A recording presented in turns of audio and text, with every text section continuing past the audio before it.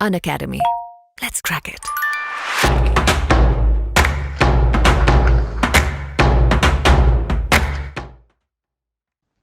जय श्री कृष्णा। आवाज आ रही है मेरी? Am I audible? कैसे हैं सब लोग? आज का सेशन काफी इंपॉर्टेंट होने वाला है। बहुत सारे बच्चे बार बार पूछते हैं कि सर कैसे रिवाइज करें। ठीक है, कैसे रिवाइज करें तो पूछते हैं, नहीं इंपॉर्टेंस भी पता होता है, फिर भी चीजें गड़बड़ होती रहती है, राइट। और बतलाया भी है, मैंने बहुत बार बतलाया है, ठीक है ना। लेकिन अब उसका भी रिवीजन करने का समय आ गया।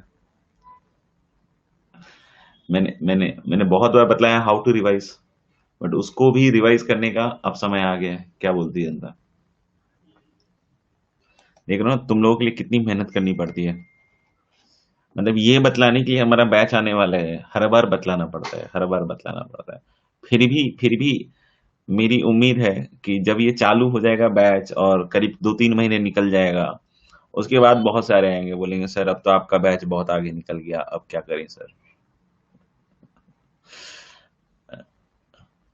जबकि अपनी तरफ से अपन पूरी कोशिश कर रहे हैं कि यार हर एक बच्चे को पता चल जाए, और इसमें तुम लोगों का साथ बहुत ज्यादा जरूरी है, तुम लोगों का साथ बहुत ज्यादा जरूरी है। और जब तक तुम लोग साथ नहीं दोगे इस चीज में, तब तक कंप्लीट नहीं हो पाएगा।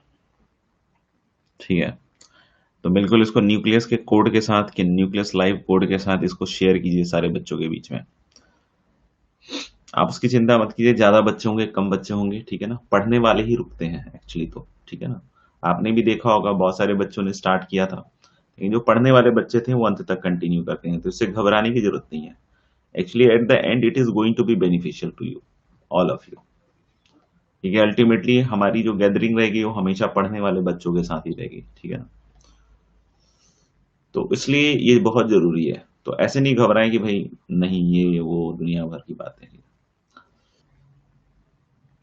Yes, phenomenal. तो सबसे पहले ये एडवांस एंथ्यूज है, इसके बाद अर्ली एंथ्यूज है। 29 जनवरी को स्टार्ट हो रहे हैं एडवांस एंथ्यूज, इसको एनरोल कीजिए।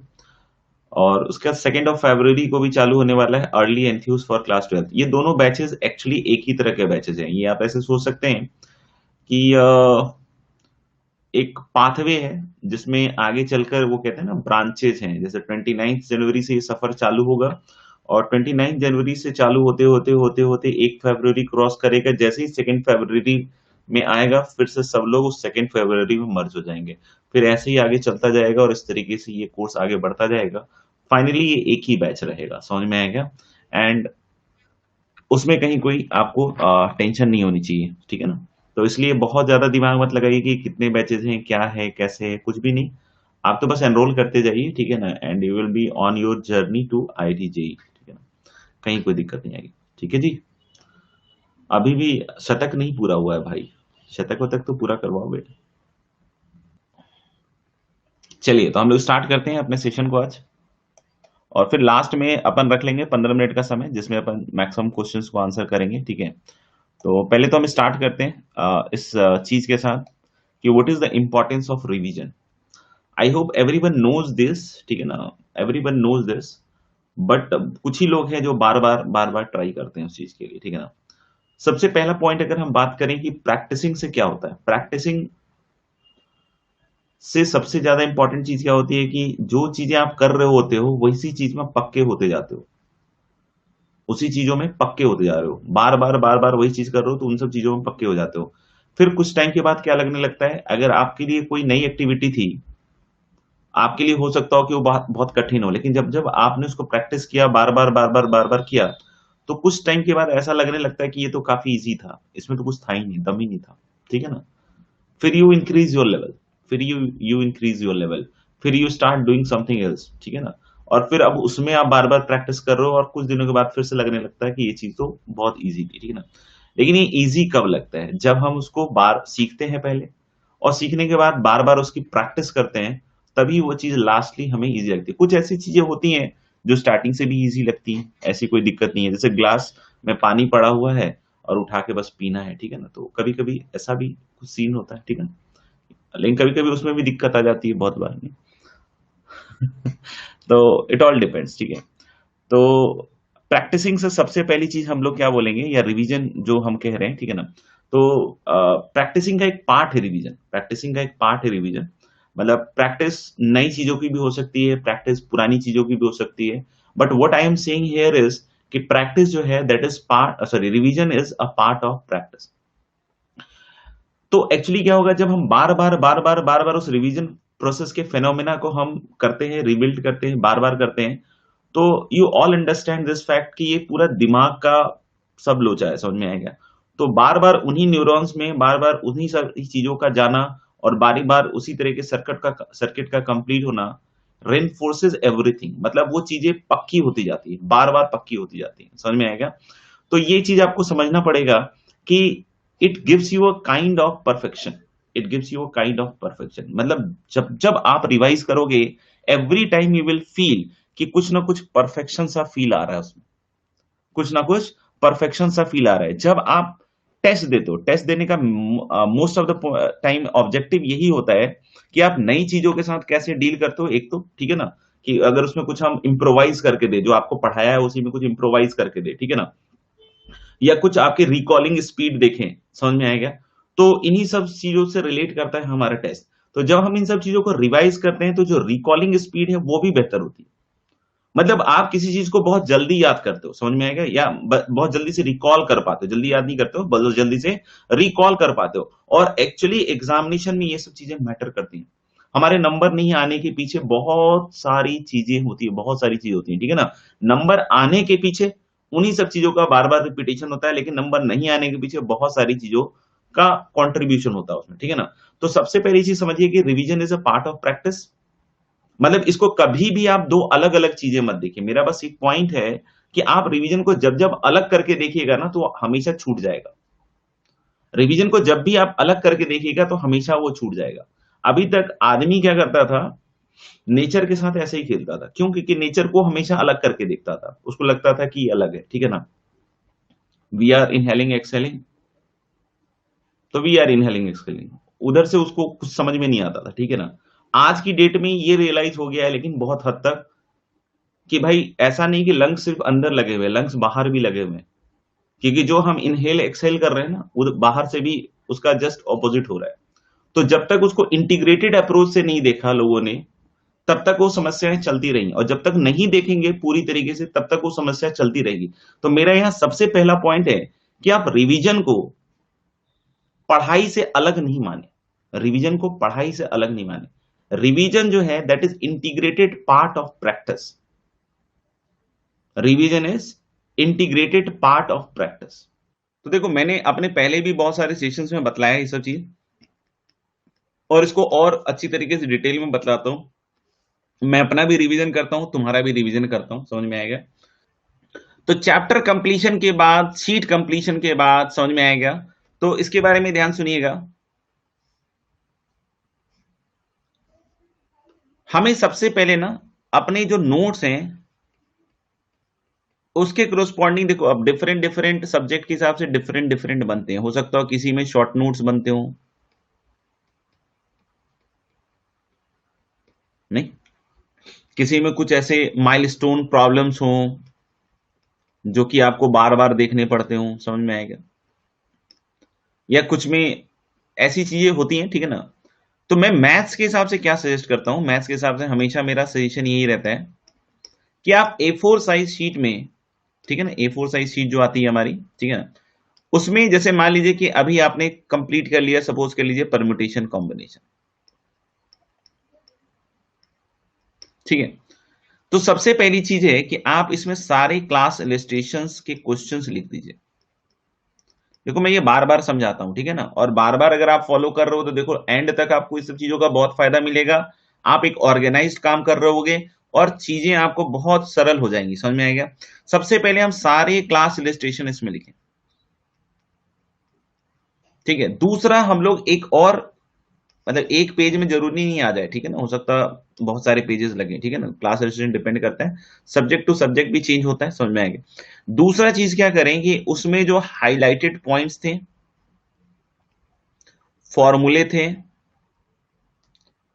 उनके लिए भी एक पेज बनाइए। जो आपको लगते हैं, नहीं ट्रूली आपको लगते हैं। एक कुछ ऐसी चीजें होंगी जो आपको आ भी गई होंगी, उसको यहां मत लिखिए। Don't write those things which you know, which you think you know, that is sufficient.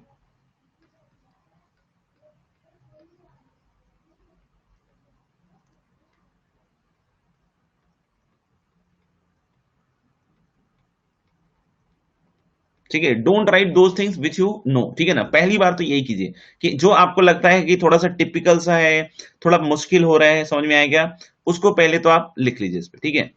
अब जब भी हमें रिवीजन करना है, सुनना ध्यान से, जब भी हमें रिवीजन करना है तो पहली चीज हमें यह ध्यान रखनी पड़ेगी कि इस पेज को हम पहले देखेंगे, इसमें जो इंपॉर्टेंट पॉइंट जो आपने अपने हिसाब से लिखे हैं उसको लिखेंगे, और फिर उसके बाद हम क्या करेंगे, इन प्रॉब्लम्स को सॉल्व करेंगे। और ये फिर अलग A4 साइज में, यहां पे ऐसा नहीं कि आपने क्वेश्चन भी लिख दिया और सॉल्यूशन भी लिख दिया, सॉल्यूशन यहां नहीं लिखेंगे, ये सिर्फ क्वेश्चन का पन्ना होना चाहिए, ठीक है। अब हम अलग से एक पेज में उसको सॉल्व कर रहे हैं, समझ में आएगा। क्वेश्चन नंबर 1 सॉल्व किया, 2 सॉल्व किया, ऐसे करके, समझ में आएगा। इसमें भी कोशिश कीजिए कि आप स्टार मार्क वगैरह चीजों का यूज करें कि जो आपको लगे कि नहीं यार मेरे हिसाब से बड़ा अच्छा प्रॉब्लम था, मैंने उसको, मतलब देखो इसी से पढ़ने में इंटरेस्ट थोड़ा डेवलप होता है कि अगर आप उसमें कुछ अंदर घुस रहे हो, क्लैरिटी खोज रहे हो, एक्सप्लोर कर रहे हो, तो आपको मजा आएगा, ठीक है ना। कि आपने कुछ क्वेश्चंस को मार्क कर रखा है जिसमें आपको लगता है कि हाँ यार ये चीज बड़ी अच्छी तरीके से आनी चाहिए, ठीक है ना। तो जब आप वो कर लोगे तो उससे भी थोड़ा सा एक सेंस डेवलप होता है कि हाँ यार ये चीज अब समझ में आने लग गई। तो हम लोगों ने 1 2 3 ऐसे क्वेश्चन किए। अब मान लो कि कहीं तुम अटके, और आपके अटकने के बाद मान लो आपको पता चला कि आप वहां अटके हो, देखो ध्यान से सुनना, आप वहां अटके हो जहां पे ये चीजें नहीं थी और हमें लगता था कि ये हमें आता है, तो फिर उसको भी इसमें जरूर नोट डाउन करो, उसको भी फिर अब इसमें नोट डाउन करो। और कुछ पॉइंट्स ऐसे लग रहे हो आपको, समझ, ये पेपर बार बार चेंज किया करो, ये पेपर बार बार चेंज किया करो। कुछ पॉइंट्स ऐसे लगते थे कि अब इसमें से मेरे को आ गए, तो उसको यहां से हटाओ, उसको यहां से हटाओ, और जो नहीं आते हैं उसको यहां ऐड ऑन करो, समझ में आ गया। ये बार बार चेंज होगा, समझ में आ गया। तो जब हम इस तरीके से ये काम कर रहे हैं, समझ में आ रहा है क्या, तो चीजें देखो बहुत ज्यादा सेटल होने लग जाएंगी। और ये हर एक चैप्टर में आपको करना पड़ेगा, ठीक है। मोर ओवर एक दो और चीजें मैं इसमें चाहूंगा कि आप लिखो, खुद से लिखो। This is your experience chart, what I am calling is experience chart. जैसे आपको एक मैथ्स की प्रॉब्लम करने में समझ में आया कि अच्छा ये वाला सिचुएशन आया था, और इस सिचुएशन से आगे मैं नहीं बढ़ पाया था, यहां पे मैं स्टक हो गया था, बिल्कुल फंस गया, बिल्कुल हम, मुझे समझ में नहीं आया कि इस अलजेब्रा को कैसे सिंप्लीफाई करें या इसके आगे कैसे बढ़ें। ऐसे मान लो कि अगर 5 इंस्टेंसेस भी आपको आए, समझ में आए, ऐसे कुछ 5 इंस्टेंसेस भी आए, और आपने वो पांचों इंस्टेंसेस यहां पर इस डेटा में लिख रखा है, तो अब एक चीज आप समझिएगा कि आपका दिमाग रिकॉग्नाइज कर चुका है कि इस सिचुएशन में ऐसे निकलते हैं। तो आप देखोगे ना टेस्ट में ऐसे ही कुछ सवाल आते हैं जहां पे हम फंसते हैं और फिर हम परेशान होते हैं। तो जब आप ये चीज लिखोगे, उस चैप्टर की स्पेशलिटी खुद से लिखोगे, तब आप समझिएगा कि आप सीखने भी लग गए हो, समझने भी लग गए हो, उस पूरे चैप्टर को अंदर डेप्थ तक समझने लग गए हो। समझ गए बात। तो अब आपको यहां पे क्या करना है कि उन टेक्निक्स को भी लिखना है जो आप देखो, इसमें ज्यादा समय नहीं लगता है, हम सोचते हैं कि हमें ज्यादा समय लगता है, ठीक है। हम सोचते हैं कि हमें ज्यादा समय लगता है, लेकिन इसमें ज्यादा समय नहीं लगता। फिर से मैं बोलूंगा कि you don't have to just give कि 3 घंटे पढ़ना है, मुझे रिवीजन करना है, नहीं। आप तो 3 घंटे एक बार में मत करो, आप तो डेली 1 घंटा करो ना, डेली 1 घंटे में मैक्सिमम टारगेट के साथ करो। रिवीजन का टारगेट खुद से ही मतलब थोड़ा सा ज्यादा ही रखो, ज्यादा ही रखो, और कोशिश करो कि उस 1 घंटे में मुझे पूरा रिवाइज करना। Now you will device the way जिसमें वो करना है, समझ में आया कि आपको बोरिंग भी नहीं लगेगा। होता क्या है कि आप 1 घंटे तक वही चीज पढ़ते रहते हो जो आपको आती है, और फिर आप उसको फील करते हो कि यार ये तो आता है। तो आप 3 घंटे का मत रखो, 2 घंटे का मत रखो, डेली 1 घंटे का रखो। और जब आप डेली 1 घंटे का रखो, और मान लो कि आपने 1 घंटे में 1.5 घंटे का टारगेट सेट कर दिया, तो अब आप, नेचुरल सी बात है, जो आपको आता है उसको स्किप करोगे, जो नहीं आता है उस पर फोकस करोगे, और फिर उन फॉर्मूलेस को करोगे। समझ में आ रही है मेरी बात। तो मेरे ख्याल समय समाप्ति की घोषणा हो चुकी है अनअकैडमी की तरफ से। 5 मिनट मैंने एक्स्ट्रा भी ले लिए, और मैंने मोस्टली क्वेश्चंस आंसर कर दिए। अभी लास्ट में शायद बच्चे कुछ जुड़े हैं और वो लास्ट में कुछ कुछ रिपीटेड पूछ रहे हैं, तो 6-7 सवाल मुझे दिख रहे हैं पेंडिंग है। तो I am really sorry for दो 7 क्वेश्चंस, ठीक है। तो I wish you all the very best. अभी 13 सेकंड में सेशन खत्म होने वाला है अनअकैडमी की तरफ से। Bye bye, take care, have a nice time. आप लोग जुड़े, इतने प्यार से सुना। I wish all of you a very best.